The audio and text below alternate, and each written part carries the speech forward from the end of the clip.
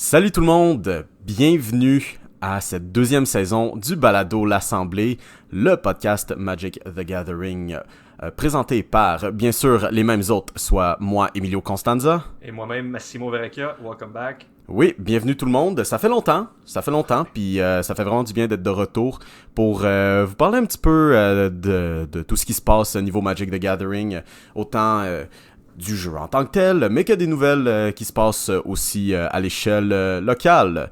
Fait que, bon ben écoute, quoi de neuf ces temps-ci? Pas grand-chose niveau moderne, on continue à jouer le bon vieux Blue Red Murktide. J'ai découvert un nouveau format que je jouais pas vraiment avant. Pauper, c'est toi qui m'as conseillé d'embarquer là-dedans. Ça fait longtemps que j'essaie d'embarquer du monde dans Pauper, puis j'ai l'impression qu'il commence à avoir une adhésion au format un peu plus intéressante qu'auparavant. C'est sûr que des formats comme Commander qui depuis la pandémie ont comme pris le dessus de pas mal ce que Wizards veulent faire. Tout d'un coup, à chaque fois que il y a du monde Commander qui veulent commencer à s'intéresser un peu à un format 60 cartes, souvent on va regarder du côté de Pauper parce que ben écoute, c'est un format qui coûte pas cher. Puis écoute, c'est ça, là la journée qu'on enregistre ça, c'est un vendredi, donc on se prépare à aller exact. Et puis on a l'intention d'amener nos decks pour peut-être jouer un petit peu de game entre les rondes, avant le tournoi, après le tournoi, histoire d'intéresser un peu les gens. Qu'est-ce que t'amènes toi comme deck? C'est un nouveau deck en Pauper, ça s'appelle Cawgate. Dans le fond, ça utilise une nouvelle gate, dans le fond, un land qui va rentrer de table qui s'appelle Basilisk Gate. Puis ce land-là, dans le fond, tu peux taper 2 mana, puis Target Creature va gagner plus X pour le nombre de gates que tu contrôles. Ça joue des créatures comme le Squadron Hawk, qui est comme la 1-1 qui va chercher les 3 autres Squadron Hawk, ou la fameuse 1-1 chat, là, c'est Sacred Cat, une carte 1 lifelink. C'est vraiment un deck que Blue-White contrôle qui essaie de gagner avec ses lands puis un long game plan, dans le fond. Toi, c'est quoi ta lane? Exactement. Ben moi, j'amène deux decks. Premièrement, j'ai Burrow Synthesizer, qui est un deck un peu aggro, mid-range, qui cherche à avoir une synergie avec des artefacts style Experimental Synthesizer. On va en reparler un petit peu plus tard dans le show de cette carte-là, mais Echo Rail Spring, qui quand rentre et quitte le battlefield, en fait, quand ça s'en va dans le graveyard, on va piger une carte. Glinthawk, c'est beaucoup de value. C'est un peu comme un deck Jund, comme les bons vieux decks Jund. C'est des cartes qui font des choses. En tant que tel, il n'y a pas tant un game plan qui va bien synergiser, mais exactement comme le format le veut. Et le deuxième deck que j'amène, c'est Horse of Ephemerate. C'est des cartes blanches et noires. Je joue Ephemerate. Et ça a le Goliath Paladin, qui est une carte qui a l'initiative, qui, on sait très bien, est en train de pas mal de casser Legacy, si on veut. Bon. Fait que ça fait plaisir, comme on dit, de vous revoir sur le programme. Et aujourd'hui, on a quelques nouvelles pour vous. On va parler un petit peu des nouvelles, justement, concernant le jeu en tant que tel. Quelques topos des tournois. Des nouvelles vraiment alentour du jeu. Après ça, on va faire le retour de notre segment favori, soit la dump list des decks qui ont 5-0. On a une couple de decks à vous présenter qui sont quand même spéciales. Des decks qui ont 5-0 dans des ligues sur Magic Online. Et ensuite, on va vous parler des decks de la semaine. Alors commençons sans plus tarder avec une grande nouvelle qui est sortie la semaine passée.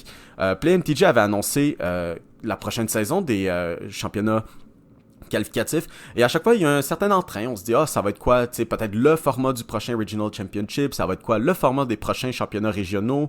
Et puis justement, le PlayMTG, qui est en fait, si on veut, la devise officielle pour Wizards of the Coast, pour tout ce qui est Magic compétitif, a annoncé que la prochaine saison des championnats qualificatifs allait être uniquement du Pioneer, mais un petit peu de limité, là, mais essentiellement du Pioneer. Toi, t'en penses quoi à chaud? Ben, c'est sûr que, tu sais, moi, Pioneer, ce format que oui, j'aime ça, mais moi, je suis un joueur moderne à la base. Puis pour ce qui est limité, c'est vrai que ça rajoute un certain, comment je peux dire ça? Souvent, les bons joueurs limités, c'est des bons joueurs en constructed format, mais l'inverse, c'est pas souvent le cas. Fait que là, ça va rajouter un peu d'intensité puis d'importance. Non, en effet, puis tu sais, je veux dire, outre drafter un cube, je peux confirmer que, tu sais, moi, je saurais pas comment drafter vraiment un set régulier, tu sais, je dois l'avoir fait 2-3 fois dans toute ma vie, puis souvent, je sais pas, est-ce que je regarde comme pour la grosse carte splashy set drop, qui, tu sais, souvent, on va se le dire, peut rarement être répondu, ou est-ce que tu veux prioriser de la constance? Moi, je sais pas comment ça fonctionne. Aucunement. Donc, justement, il y a beaucoup de joueurs qui ont reproché un peu à Wizards of the Coast de vouloir délaisser le format moderne qui, on va se le dire, sans nécessairement avoir des statistiques sous la main, est pas mal le format compétitif que les joueurs préfèrent. Nous autres, si on y va seulement comme d'expérience à l'échelle locale, le format le plus populaire niveau compétitif, c'est moderne. Puis là, je parle pas juste de où on est, mais la grande région de Montréal, mais à l'entièreté du Québec, je pense aussi. Là. Même les Face-to-Face Open. Exactement, on a souvent des Ontariens qui viennent jouer justement. Le monde à Montréal pour face-à-face savent que le format moderne est le plus populaire. Puis ça semble être ailleurs en Europe aussi. On a Andrea Mengucci, joueur pro et favori de la foule lui aussi, qui a écrit en réponse justement à cette publication qui dit justement que c'est une journée triste pour ceux qui aiment le format moderne. Lui-même disait bien ressentir de la joie, sachant que les joueurs pouvaient se fier à son contenu moderne pour accéder à la scène compétitive. Il dit aussi se ressentir que les joueurs modernes, comme lui et une bonne partie justement de sa player base, de sa fan base, sont laissés à la porte complètement et ignorés du Magic compétitif. Donc, c'est-à-dire que pas mal tout le monde aimerait ça du moderne, puis c'est surtout que là, ça va être pour saison 4, quoi, cycle 4, je pense. On retourne à Pioneer saison 4 ou c'est... Ben dans le fond, le premier qu'on a eu, c'était... exactement, cycle 2 standard qui s'en vient à Ottawa en mars, cycle 3 cet été, donc ça va être pour cycle 4. Ah oui, c'est vrai. Donc ça va être pour le 4e cycle. Donc, faut pas s'inquiéter. PlayMTG ont ensuite répondu que ce n'était pas l'intention de vouloir délaisser les joueurs modernes à la porte, comme dirait Mengucci, et ils veulent instaurer moderne comme le format pour la dite saison de Pioneer qu'on vient de dire. Donc, possiblement cycle 5. Rien n'a encore été confirmé, mais il y a des bonnes chances si on se fie à ce qu'ils disent. Bon, ensuite de ça, la semaine passée, nous avons Phyrexia All Will Be One, qui est techniquement pré-sorti, mais sorti. C'est un nouveau format que Wizards veulent essayer pour ce qui est des sorties. Désormais, il n'y a plus de pre-release, ce n'est qu'une sortie. Et tout le monde, lors de la même soirée de sortie, qui est toujours le vendredi, vont pouvoir autant jouer des événements pre-release que de jouer avec les cartes, admettons, en moderne, s'il y a des cartes qui les intéressent. Ou peut-être Pioneer. Je veux dire, moi, dans mon cas, c'était les Copperline Gorge qui m'ont beaucoup intéressé. La Fastland rouge-verte pour mon deck Pioneer et Grul Véhicule. Donc ça, c'était possible de le faire. Donc officiellement, la sortie était le 3, non pas le 10. Donc justement, c'était la première fois qu'ils voulaient faire ça. Je sais pas si tu as été à l'événement de pre-release personnellement. Non, moi j'ai fait le FNM, mettons, le 3 février. Puis tu sais, c'était vraiment le fun d'avoir accès aux nouvelles cartes. J'ai joué contre un joueur Murktide. Lui, il y avait le nouveau Minor Misstep, mettons. Clairement, il n'y a pas eu beaucoup de listes qui l'ont joué parce que je pense que le monde sont restés sur le Spell Pierce, Spell Snare Package, admettons. Mais tu sais, c'est le fun de pouvoir jouer des nouvelles cartes tout de suite, dans le fond. Mais les gens sont très partagés pour cette carte-là, Minor Misstep. Ouais, c'est vraiment... il y en a un qui va dire que c'est le meilleur Spell Pierce, l'autre va dire que c'est moins bon qu'un Spell Snare, vice-versa. Je pense que c'est juste de pouvoir contrer des cartes style Ragavan, style Ledger Shredder, style une autre carte qu'on va vous parler un peu plus tard du même set, style Doughty Voidwalker. On comprend la chose. Prochaine nouvelle, sinon, qu'est-ce qu'on a d'autre sous le radar? Ben, je sais que les Wizards of the Coast ont publié, je pense, la semaine passée, il y a quelques jours, dans le fond, la liste des 200 joueurs les plus payés en termes de prix remis par rapport à ta place dans un tournoi. Sans aucun doute, le top 3, c'était PVDDR, mieux connu sous le nom de Paolo Vitor Damo da Rosa, Gabriel Nassif, Yellow Hat sur Twitch, et Seth Manfield, qu'on voit plus vraiment jouer, mais qui était vraiment un All-Star il y a quelques années. Ouais, ben je pense qu'il a fait son adhésion, je pense, la semaine passée à l'équipe d'Ultimate Guard en vue des prochains tournois qualificatifs. Donc, les prix remis, ça inclut quel type d'événement? Ben ça, c'est tout ce qui est GP, National, dans le temps qu'il y avait les States Championship aux États-Unis, tout ce qui est vraiment relié à Wizards of the Coast compétitivement, il y avait des prix. Puis on voit que le seul qui a atteint le million, c'est le cher brésilien Paolo Vitor Damo da Rosa. Et qui d'autre vient compléter le top 10? Dans le top 10, on a Marcio Carvalho, le portugais, Shota Yasuka, William Hui Jensen, notre cher Andrea Mengucci, Javier Dominguez, Reed Duke et LSV, bien évidemment. Bien évidemment, des grands noms qu'on a sur cette liste.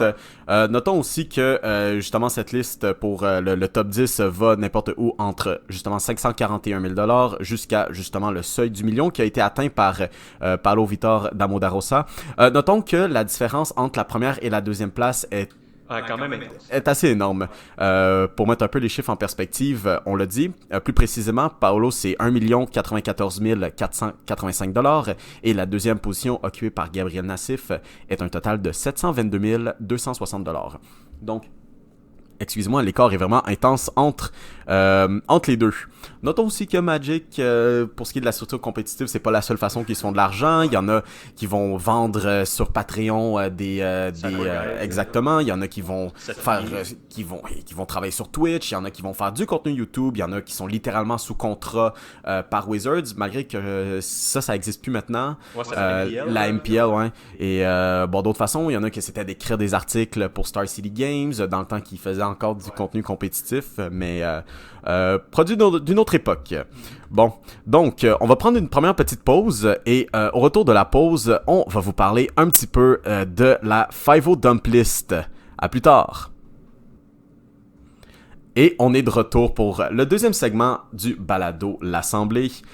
Écoutez, moi, ça fait super plaisir de ramener ce segment-là. C'était un de mes segments préférés. C'est un des trucs les plus drôles à faire, de voir la beauté que les gens ont de brew des decks. Et je veux dire, autant que j'essaye souvent, je pogne des phases, je me dis « Fuck, il faut que je brew quelque chose. » Sur papier, tu sais, no pun intended, je regarde les cartes puis je me dis « Wow, genre quelle belle idée. » Puis en pratique, c'est horrible.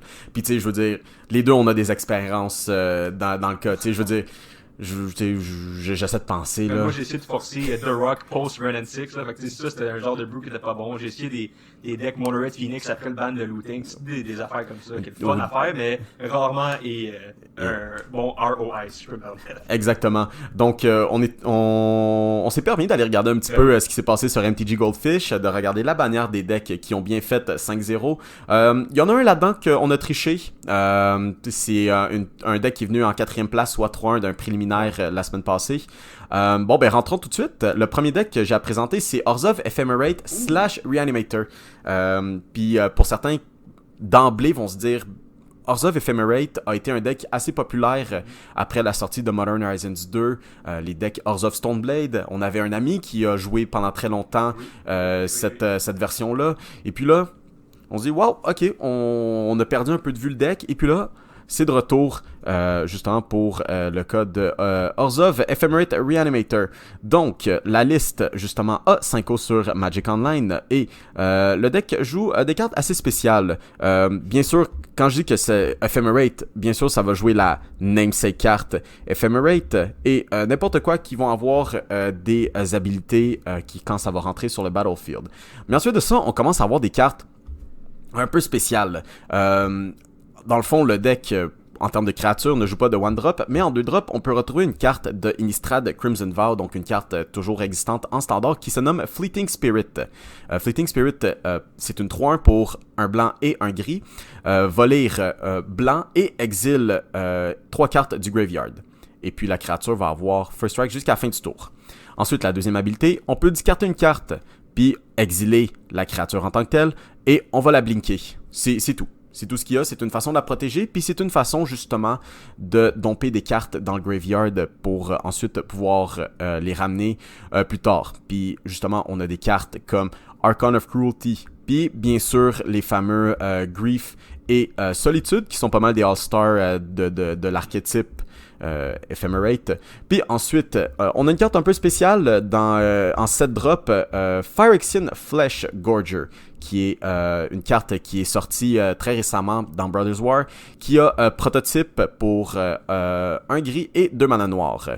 C'est une carte qui a menace et lifelink et qui a ward, qui suffit simplement de payer le nombre de points de vie du Phyrexian Flesh Gorger.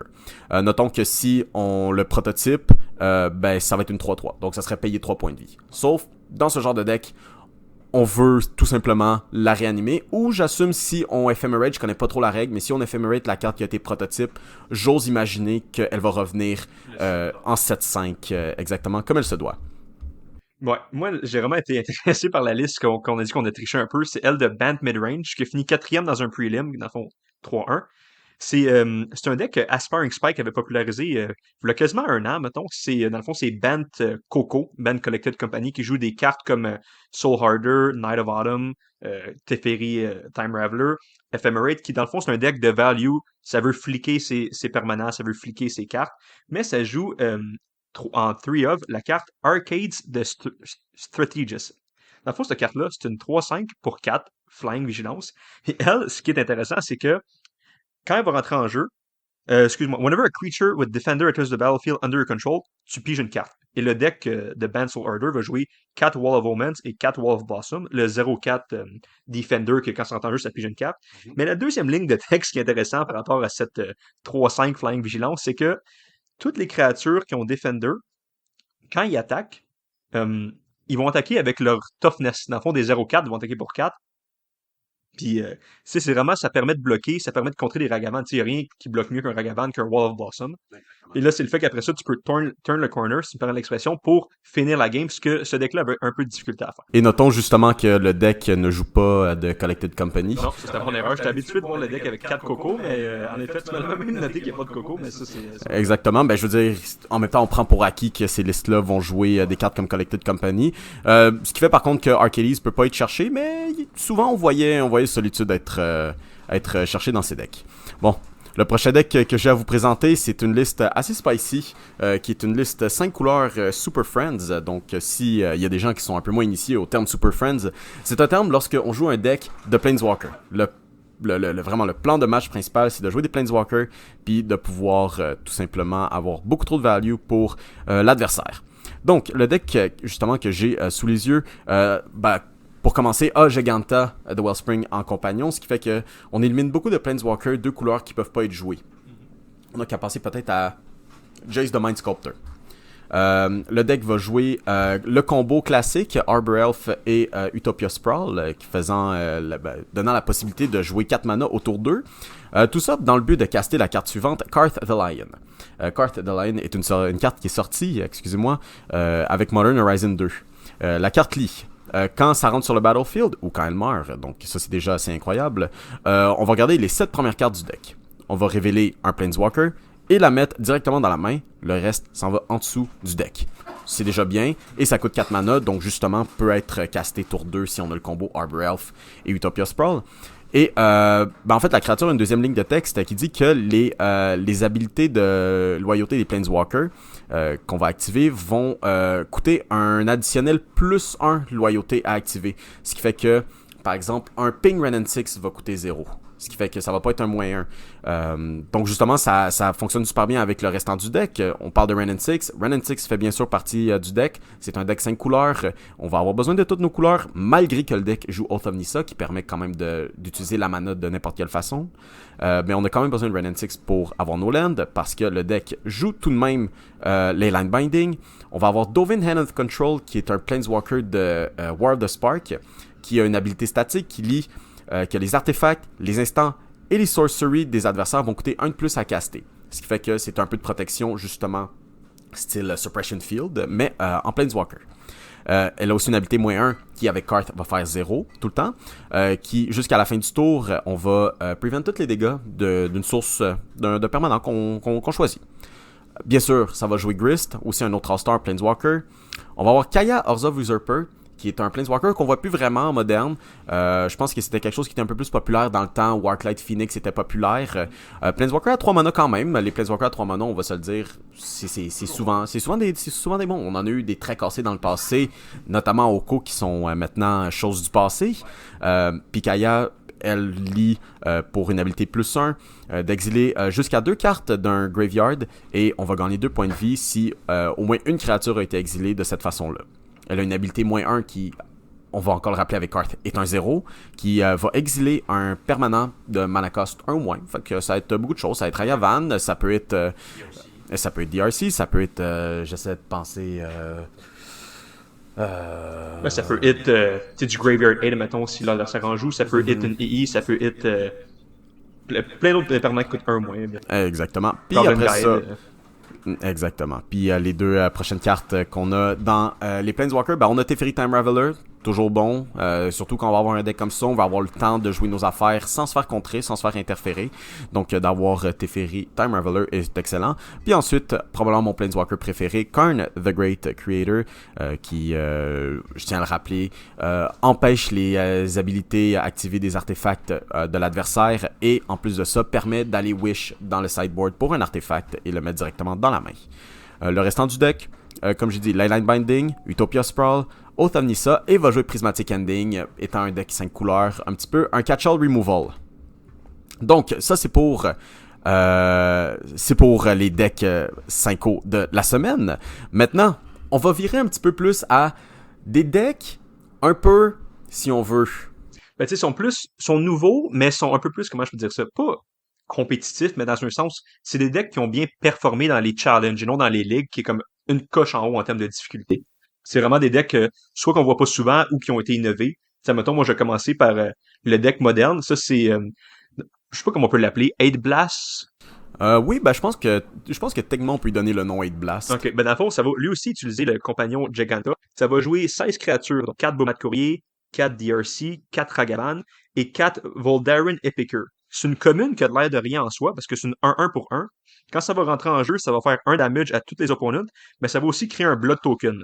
Blood Token, pour ceux qui s'en souviennent pas, c'est un artefact que tu peux payer 1, discarter une carte, puis jouer une carte. Mais souvent, cet artefact-là va même pas être utilisé pour le loot effect là, de discard and draw a card. Ça va plus être une target pour des cartes comme Shrapnel Blast, que ça, je pense que la majorité des joueurs connaissent ça. 2 mana, sacrifie un instant comme un coût additionnel et tu fais 5 où est-ce que tu veux.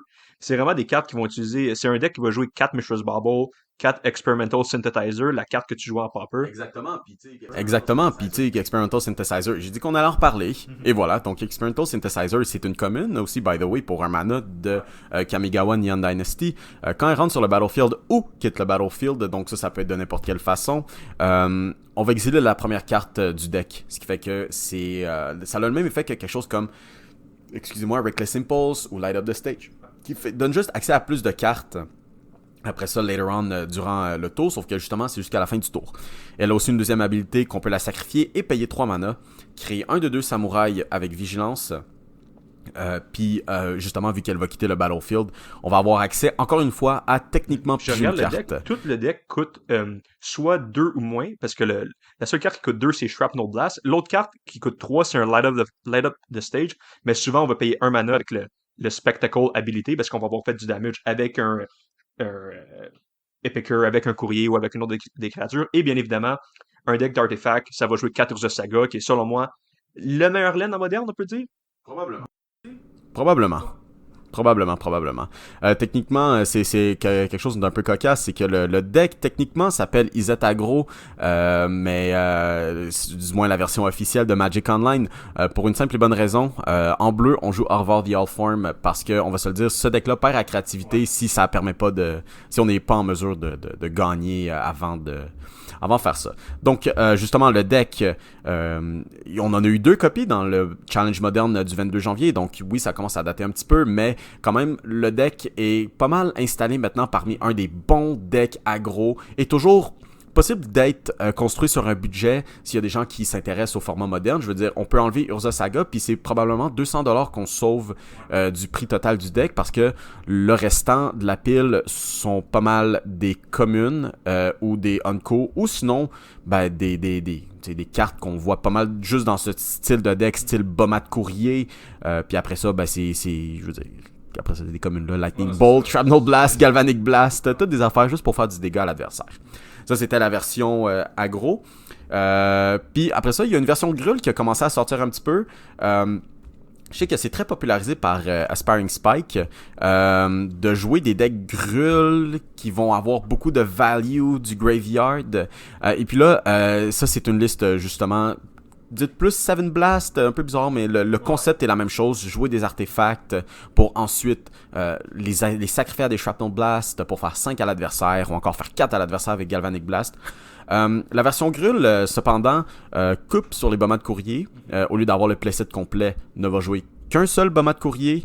Et puis le restant de la pile, ça reste pas mal idem. On a des Mishra's Bauble, on a des Dragon's Rage Channeler, on a des Experimental Synthesizer, Galvanic Blast et autres. Sauf qu'en carte rouge, on rajoute Ren 6, des Gruul l'oblige, et Tarmogoyf. Pour quelconque raison, mais on a beaucoup de types quand même qui font ça. Cependant, c'est plus axé, j'ai l'impression, vers un deck mid-range qu'un deck aggro, mais c'est comme dans cette zone grise entre un deck justement aggro et un deck mid-range. Honnêtement, ma carte, vraiment, je dirais coup de cœur, puis je veux dire, ça va pas être un secret de Polichinelle, là, mais ma carte favorite de ces deux affaires-là, c'est Experimental Synthesizer. C'est comme ce genre de carte qu'on... Tu sais, juste donner un petit indice pour le dernier segment de l'émission, là, juste un petit indice sur une carte auquel on s'attend pas, qui commence à spiker un peu dans les decks et commence à être popularisé un petit peu. Là, on va aller sur un autre format standard, qui est un format quand même relevant parce que ça va être le format du Regional Championship numéro 2. Et le deck de la semaine pour moi, c'est EZ Spells. Ce deck-là a été retrouvé 2 fois dans le top 32 du Standard Challenge du 29 janvier. C'est un deck qui va jouer seulement 6 créatures. 4 Haughty Djinn, c'est une étoile 4 pour 2 bleus et 1 colorless. Son power, ça va être le nombre d'instants et sorcery qu'on va avoir dans le graveyard. Il y a aussi une autre ligne de texte qui dit que les instants et les sorceries vont coûter 1 de moins. Fait que ça va jouer des cartes comme Impulse, Negate, Abrade. Mais tu sais, pour 1 mana, ça rend vraiment ça excellent. Comparativement au fait de payer 2 mana, ce qui est pas optimal.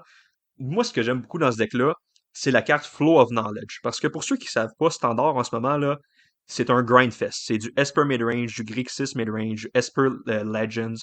Peu importe, n'importe quelle combinaison de couleurs, ça va être midrange control. Flow of Knowledge, c'est un instant qui coûte 5. La carte dit Draw a card for each island you control, then discard 2 cards. Fait que là, à partir du tour 5 ou tour 6, on peut payer 5 mana, puis j'ai 4 cartes ou 5 cartes, ou ne serait-ce que 3 cartes, mais relativement, ça va être 4 ou plus, et discarter 2 cartes. Le fait que ça, c'est un instant, va rendre ça encore meilleur parce que l'adversaire va se dire est-ce qu'il faut que je play around negate, make disappear, abrade, consider fading hope. Mais non, à la place, vous allez juste piger des cartes. Et l'autre carte coup de cœur de ce deck-là, c'est Lear, Disciple of the Drowned, une carte qui était vue dans Lotus Field en Pioneer, parce que ça faisait en sorte que tu fais combo off. Puis tu faisais tellement de mana facilement. Ouais, c'est ça. C'est une 3-4 pour 5 qui peut pas être contrée. Et each instant and sorcery card in your graveyard has flashback. The flashback cost is equal to that card's mana cost. Fait que toutes les cartes que vous avez dans le graveyard ont flashback. C'est comme un passing flame sur tout ton graveyard en termes de instant et sorcery. Fait que c'est vraiment comme un deck value, mid-range, tempo, que c'est mon genre de deck, je peux me permettre. Exactement. Ensuite, on va s'en aller vers Pioneer. Pioneer, le deck qu'on a à vous présenter est un deck Selesnya. C'est le deck Selesnya Collected Company. On les voit un petit peu moins ces temps-ci, les decks un peu Collected Company, un peu aggro. Maintenant, on va s'attendre à avoir plus un thème Angels quand on va parler de deck Collected Company ou de Spirit. Mais cette fois-ci, justement, ce qui fait la beauté de ce deck-là, c'est que justement, ce n'est pas centré sur les anges. Et puisque il n'y a pas cette restriction, ben, on va pouvoir jouer les elfes. Ce qui fait qu'on peut jouer Collected Company un tour plus tôt, soit tour 3. Et bon, ben justement, c'est un deck qui a 3-1 dans le challenge, dans le préliminaire, excusez-moi, de Pioneer du 1er février. Donc, on va retrouver justement les cartes qu'on va retrouver d'habitude, style peut-être Voice of Resurgence, style Werewolf Pack Leader, Archon of Emeria, qui est une excellente carte dans des formats comme Vintage, Brutal Cathar, qui vraiment a été un all-star dans les decks Winota, Lovestruck Beast, Skyclave Apparition, qui est du très bon removal aussi, et Talia Heretic Cathar. Je suis presque étonné qu'on n'ait pas vu de Talia Guardian of Thraben autrement, en contrepartie, si on veut, par rapport à Heretic Cathar, qui donne à peu près la même habilité que Archon of Emeria, qui fait que les lands non-basic vont rentrer tapped. Mais on a une carte un peu spéciale dans le deck qui sort tout droit de Brothers War, qui s'appelle Kyla's Reconstruction, qui est un petit peu la carte coup de cœur, si on veut, pour ce deck-là. Puis pourtant, en surface, ça n'a pas l'air super incroyable. C'est un sorcery pour 3 mana blancs et X. Donc, la carte lit. On va regarder les 7 premières cartes du deck, puis on va mettre jusqu'à X nombre d'artefacts ou créatures de CMC 3 ou moins sur le battlefield. Donc, c'est un peu comme un deuxième Collected Company. On va toujours regarder cette carte, c'est juste que, excusez-moi, si on paye 4 mana, on va juste pouvoir mettre une créature ou un artefact. Mais là, dans ce cas, ça va être une créature. Et puis le mana cost, on s'en fout un petit peu parce qu'on dit juste vraiment, mais X nombre. Du moment que c'est 3 mana au moins et l'entièreté des créatures du deck, même le sideboard, sont en dessous de 3 mana. Donc un deck qui, oui, est centré sur un plan de match agressif, mais aussi un aspect, si on veut, disruptive. On veut interférer un petit peu avec ce que l'adversaire fait, justement en les loquant avec des cartes comme justement l'Archon of Emeria et du removal comme Skyclave Apparition. Ouais.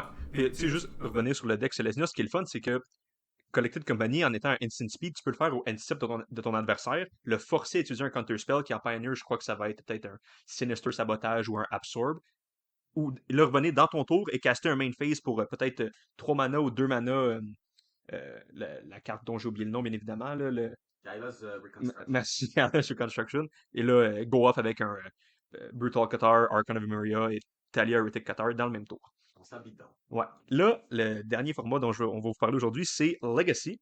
Je vais vous parler d'un deck qui est extrêmement populaire en moderne, mais qui, dû à son power level, tu sais, le sky's the limit pour ce deck-là, Mono White Hammer, qui a été présent une fois dans le top 16 du challenge du 29 janvier dernier. C'est vraiment un deck qui va ressembler à la liste du moderne avec des Esper Sentinel, Ingenious Smith, Pure Steel Paladin, Stoneforge Mystic, mais bien évidemment, on va avoir accès à des cartes comme Moxopal, Retrofitter Foundry, qui est une target d'Urza Saga, des lanes bien meilleures que celles qu'on a en moderne avec Ancient Den, Caracas et Wasteland. Puis, tu sais, vraiment, la liste, elle a rien de spécial, entre guillemets. Moi, une des cartes qui m'a attiré mon attention, c'est les 4 mana tête en sideboard, qui encore une fois sont Modern Legal, mais c'est juste pour montrer à quel point le deck est bon que il se transporte il transcende les formats, si je peux dire ça comme ça. Exactement. Puis justement, Legacy donne tellement accès à des belles cartes que je veux dire, c'est pas mauvais, c'est pas jank, c'est juste on s'attendait pas peut-être à voir ça en Legacy là, juste tu sais Legacy a tellement sa méta comme fixe depuis si longtemps, Delver, Land, Doomsday, Storm, exactement, ça arrête pas. Donc, dernier segment de l'émission, déjà, on va vous parler, justement, on jasait un petit peu plus tôt, Phyrexia All Will Be One est sorti, et avec ça, justement, il y avait beaucoup de discussions à propos de certaines cartes, somehow comment ils appellent ça, le groupe le advisory group de Commander avait son mot à dire par rapport à certaines cartes comme Elesh Norn, qui est bizarre parce que c'est un set standard, c'est pas un set Commander. Des affaires de même qui a créé un petit peu de bisbille dans la communauté Magic, mais nous autres du côté compétitif, il y a une carte qui commence à faire un petit peu les échos à gauche et à droite et commence rapidement à monter en prix. C'est une carte qu'on commence à voir justement en Legacy, dans les decks Delver, et même jusqu'à couper Delver of Secrets parfois pour cette carte-là, qui s'appelle Mercurial Spell Dancer. Si tu veux un peu donner aux spectateurs, aux auditeurs. Dans le fond, cette carte-là, c'est une 2-1 pour 1. C'est un Phyrexian Rogue. Ça peut pas être... Ah, pour 2, bien évidemment. Pour 2, ça serait vraiment broken sur 1. Pour 2 mana, ça peut pas être bloqué. Et à chaque fois que tu vas caster un non-creature spell, tu vas mettre un Oil Counter sur la créature. Et à chaque fois que cette créature-là va faire du combat damage to a player, tu peux enlever 2 Oil Counter de la carte. Et si tu fais ça, la prochaine fois que tu vas caster un instant ou un sorcery, tu pourras la copier gratuitement et choisir une nouvelle target pour la copie. Mais tu sais, en Legacy, tu pourrais caster un Brainstorm pour une deuxième fois gratuitement, tu pourrais caster un Pounder, tu pourrais caster un spell Pierce, un Force of Will, un Flush. Tu sais, c'est vraiment sky's the limit pour cette carte-là. Puis même en moderne, d'après moi, on va le voir faire un impact. Probablement, tu sais, on voit des cartes comme Underworld Breach qui permettent, admettons, puis là je parle par expérience parce que nous autres on a joué contre il y a quelques semaines et je veux dire un DRC en jeu avec Mishra's Bauble dans le graveyard et Underworld Breach peut parfois piger jusqu'à 6 cartes là, puis je veux dire littéralement ça nous est arrivé, puis Mercurial Spell Dancer peut avoir à peu près ce même effet de pouvoir réutiliser des cartes, de pouvoir recycler des cartes plus d'une fois sans avoir nécessairement être dans le graveyard, donc va contrer le graveyard hate que Underworld Breach peut voir. Puis ça c'est juste moi, mais si / le jour qu'on va voir Underworld Breach être sorti de moderne, je verrai peut-être cette carte-là commencer à prendre de beaucoup plus pour pouvoir doubler les effets justement de certaines cartes. Donc cette carte, est-ce qu'on l'aime ou non? Moi, je l'aime. Est-ce que la question c'est plus est-ce que c'est un fluke ou est-ce que c'est vraiment quelque chose qui va être là pour durer? Est-ce que ça va être quelque chose comme Ledger Shredder? On s'attendait aucunement à ce que la carte devienne un mainstay des formats compétitifs et finalement, Moi, je pense que ça va être une bonne carte parce que ça va passer à travers le Graveyard 8, puis ça va donner à des decks comme Jeskai Breach qu'on sait toujours pas comment attaquer, s'il faut attaquer ça comme un combo deck ou un fair deck, encore plus de edge vis-à-vis d'autres match-ups. Je sais pas toi, qu'est-ce que t'en penses, là, mais... Moi, je suis très... je dirais pas que je suis 50-50, je dirais définitivement que c'est une bonne carte.